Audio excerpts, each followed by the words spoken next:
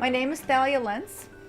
I'm 58 years old. I was born and raised in Montreal, Canada.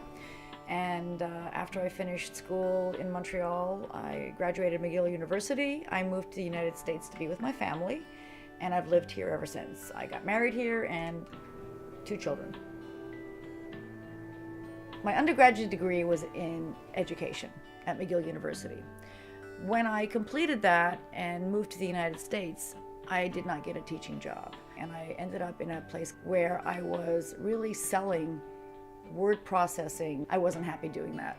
One day I had a dinner party for my husband's company, and his computer consultant came to the house as well. And I told him how unhappy I was, that I wasn't teaching and I didn't like the job I had.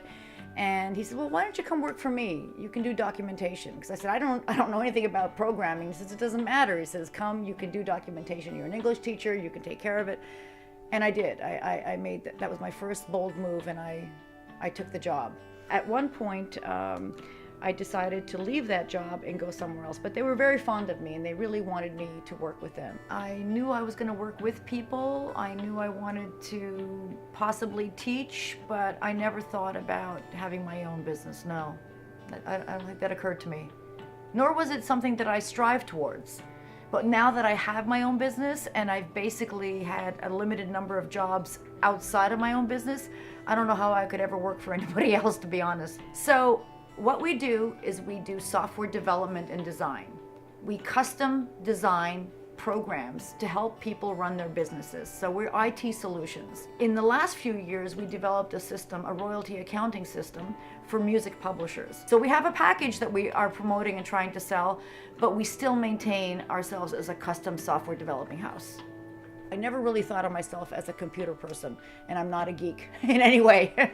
I'm a lot more, I think, creative and artistic. That's what I like. I enjoy those types of things. But I do think in my approach to how I work with people and how I design applications are motivated and are driven by how I think, and that is creatively, and not only logically but also creatively. And there's many different ways to get to the same point, I think, and that's part of being a creative person. It's not just one path.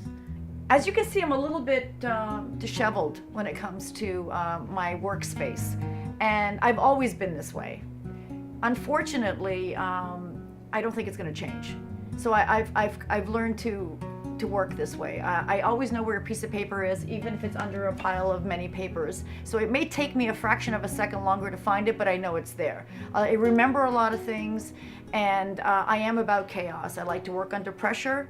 I like to do different things. If I get tired and I'm sitting at my desk and I need a break because I'm mentally not able to handle what I'm doing right now, I go over there and I start beading because I like to make jewelry. So I multifunction all the time. I could be on the phone, I could be typing an email, and I could be writing something, and usually quite successfully. And I'm not just saying that, it's the truth. There are some times that I get overwhelmed when on one given day I may get, 5 customers calling at the same time wanting something done right then. Then it's tough. And you just have to take a breath and sit back and prioritize. But for the most part, I can juggle everything. So I surround myself so that when I'm sitting at my desk and I'm not looking at my 4 screens, I'm looking at the things that make me feel good, like dragonflies and fairies and little elves and, of course, pictures of my family. Yeah, so it's not just a boring 4-screen kind of look all the time. I look at the things that also, artistic things that make me feel good. Yeah. I try to learn and pick and choose different things that are going to push me towards being stronger and more motivated. And one of the things that I finally have done is put together a vision board, which is up here. And it's probably not your typical vision board. What I want to add to that is my home in Florida one day that I want to have with the beach house. But ultimately, I have realized some of these things. They have come to fruition, and I think part of it is because every day as I sit at my desk and I work, I am looking at them, and I try to think of things to do to make them actually happen, whether it's a new account or speaking to a person that I have a difficulty speaking to. And of course there's pictures of my family, and there's pictures of people that I work with that on a daily basis make me feel good and help me get to where I am on a daily basis. So that's my vision board. And I really do recommend that for everybody. Have a goal, an aspiration, and remind yourself daily You still have to do something to get there, but by looking at it every day, that's a start. For me, it's like being able to retire in Florida with an ocean view apartment and still have a comfortable income coming in and a lifestyle so that I can enjoy the lifestyle that I really want. So I'm not there yet.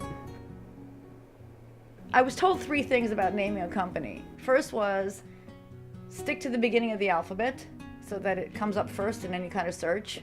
Never use your name. It should not be about you, and make sure that the title or the name of your company kind of reveals a little bit about what your company does. And I broke all 3 of those rules. So Zoe Gray Consulting, Zoe was the name of a cat that a friend of mine had, and I liked the way the word gray was spelt. And when I put them together, it sounded like really artistic to me. And that's it. It's at the bottom of the alphabet, and it doesn't tell you what we do. And that may not be the best thing, but that's who I am. And they still call and ask for Zoe Gray, and I always say she's not available right now. I'll take a message.